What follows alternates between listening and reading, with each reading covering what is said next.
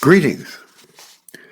Many of us have wondered at the presence of slaves in the Bible. Even good people seem to have had them. What are slaves in the New Testament? Taken for granted? All this leads us to a related issue that keeps some people up at night.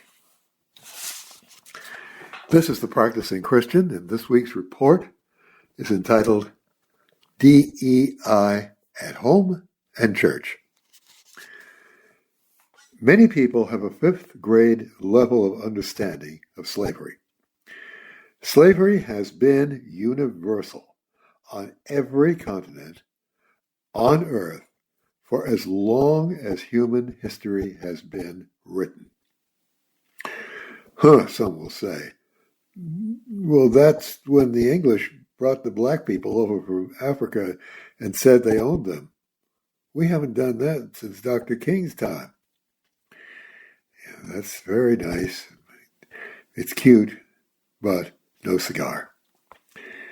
All but one Indian nation in North America participated in slavery.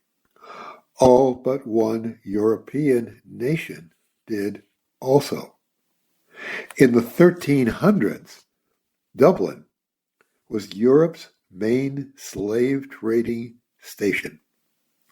When the Civil War was about to begin here, there were about 30,000 black slave owners in the United States. The Roman Empire was built and serviced by slaves. The book, 1619, is supposed to be about the Europeans who brought slaves to what became the USA. Wrong year, wrong people. The Spanish, not the English, brought the first American slaves to become what became the USA. It was in Florida in 1526. But that's not our problem today.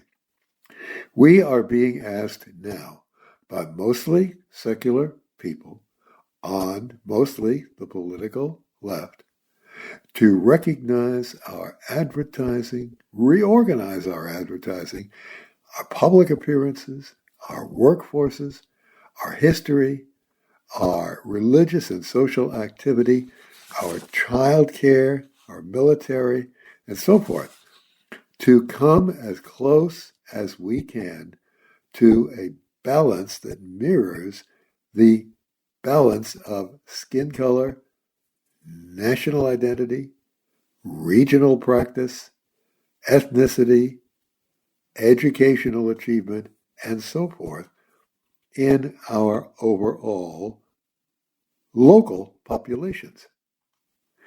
Further, while equality of opportunity, note that word, equality of opportunity, has long been the American goal, we now seek equity, which is an equal outcome for each person in income, health, job opportunity, housing, education, and so on, whether earned or not. Each person in this new concept is deemed to deserve equity, equal results, with his brothers and sisters. Thirdly is inclusion, where skill, experience, understanding, and ability are not allowed to be impediments to involvement with others. For instance, a dam construction crew in Madagascar would be required to hire German and Thai speakers for its work with the understanding that they can learn on the job, which could be fatal. The desire for achievement and good things to be true for and available to all people is good. to declare that dwarves and very slender and slight women are qualified to be active in military units that are charged with moving heavy artillery into place on battlefields is not.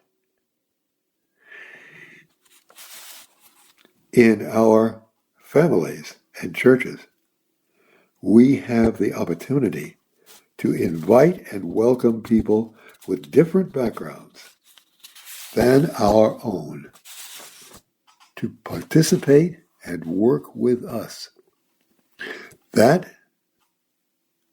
should never be an excuse to leave a potentially dangerous person with a vulnerable one, nor to put tools and equipment into the hands of the untrained, but always to help them perform at their highest level.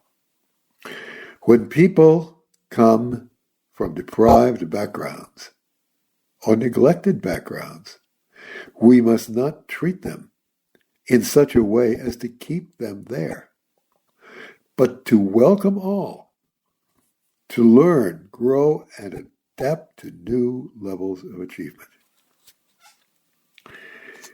The Christians of ancient Rome did not eliminate slavery overnight, but they did, adopting an attitude of faithful practice, offer them opportunities to learn and increase their power until finally slavery was ended, not only by declaration, but by the Christians' dedication to the growth of each man and woman into full personhood. Never say to a child, "Jimmy, you're just as dumb as a post. You'll never understand this." Jimmy's just working for you to help him to grow in his own life. Lord, remind me that each man or woman I see baptized and becoming a new man or woman in Christ is someone of yours to whom I may display the ways of Christ in using beauty, truth, and wisdom to become even greater disciples of yours. Serve then, be the King's right arm,